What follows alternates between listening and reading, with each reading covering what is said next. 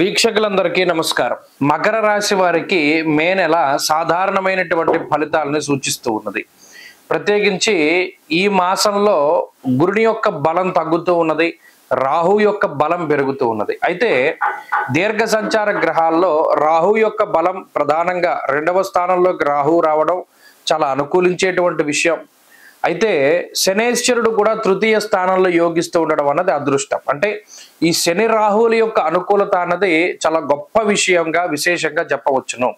ఇదే చాలా వరకు కాస్తుంది. ఇక అర్ధాష్టమ రవి యొక్క దోషం ఈ మాసంలో పోతుంది. అలాగే బుధుడు యోగిస్తున్నారు, కుజుడు మిశ్రమమైనటువంటి ఫలదాత. కాబట్టి మకర రాశి వారికి గత 2 నెలలుగా పోల్చుకుంటే 2 నెలలుగా ఏంటి దాదాపుగా ఒక 18 మాసార్ధత కుజ అంటే 2వ స్థానంలో రాహు యోగించి 18 సంవత్సరాలు అవుతోంది. 18 సంవత్సరాల తర్వాత మరలా రాహు 2వ స్థానంలో యోగించడం సౌభాగ్య భాగ్యం ఆరోగ్య అర్ధలాభం యశస్కరం, సంపద పెరగడానికి. మీరు గమనించండి, 18 సంవత్సరాల ముందు ఉండేటువంటి పరిస్థితులు ఏ విధంగా ఉన్నాయో తిరిగి రాహు వాటిని ఇస్తాడు. సంపద పెరగడం, ఉద్యోగం పెరగడం, సౌభాగ్యం రావడం, అంటే వివాహ శుభకార్యక్రమాలు, సంతతి కలగడం, ఇలా ఆనందదాయకమైనటువంటి ఫలితాలన్నింటినీ కూడా రాహు ఇస్తారు. వాక్ స్వాతంత్రాన్ని ఇస్తారు. భయపడుతూ మాట్లాడాల్సినటువంటి పరిస్థితులు ఉండవు ఇక మకర రాశి వారికి.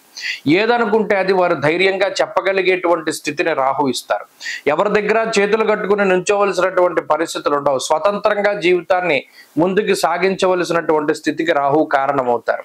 అటు 3య స్థానంలో శనేశ్వరుడు కూడా సొంత ఊర్లోనో లేదా నచ్చినటువంటి ప్రాంతాల్లోనూ భూగృహలాభాలకి ఆయన కారణమవుతూ ఆర్థిక సంపదకి మానసికమైనటువంటి శ్రేయస్సుకి శనేశ్వరుడు కారణమవుతూ ఉన్నారు. శని రాహువులు బలంగా ఉండడం వల్ల మకర రాశి వారికి మే నెలలో అనుకున్న పనులన్నీ కూడా పూర్తి అవుతాయి.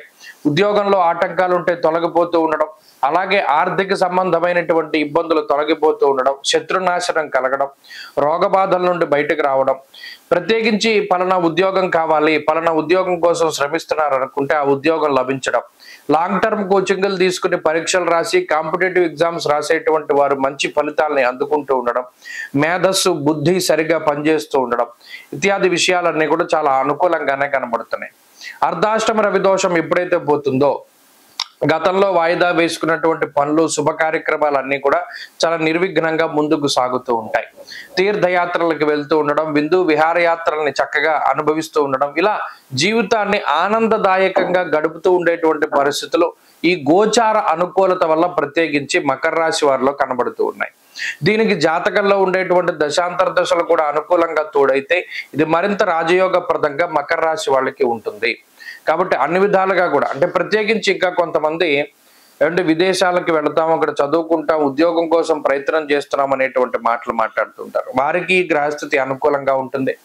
అలాగే కుటుంబపరమైనటువంటి ఇబ్బందులు, అంటే వీరు ఏదైతే ఒక ప్రపోజల్ పెట్టారో దానికి కుటుంబ సభ్యులు వ్యతిరేకంగా ఉండి ఒప్పుకోనటువంటి వాతావరణం ఉంటుంది. ఇప్పుడు ఈ గ్రహాల మార్పు ద్వారా మీరు కోరుకున్నదే మీ కుటుంబ సభ్యులు మీకు ఇవ్వడం, లేదా మీరు ఇష్టపడిందే మీకు దక్కడం, ఇటువంటివన్నీ కూడా జరుగుతూ ఉంటాయి. కాబట్టి అన్ని విధాలుగా కూడా, అంటే మానసికంగా శారీరకంగా ఇది చాలా అనుకూలమైనటువంటి సమయమే. మరింత అనుకూలమైనటువంటి ఫలితాలని మకర రాశి వారి ఈ మే నెలలో సాధించడానికి ఆంజనేయ స్వామి వారి యొక్క ఆరాధన క్రమం తప్పకుండా చేస్తూ ఉండాలి. ప్రతినిత్యము కూడా ఆంజనేయ అష్టోత్తర శతనామావళి స్తోత్రాన్ని పారాయణ చేస్తూ ఉండడం, ప్రత్యేకించి గురువారం నాడు ఏదైనా శివాలయానికి వెళ్ళి పసుపు రంగు పళ్ళు కానీ శనగలను కానీ దానం చేస్తూ ఉండడం ద్వారా కూడా మంచి ఫలితాలు సంప్రాప్తమవుతాయి. స్వస్తి.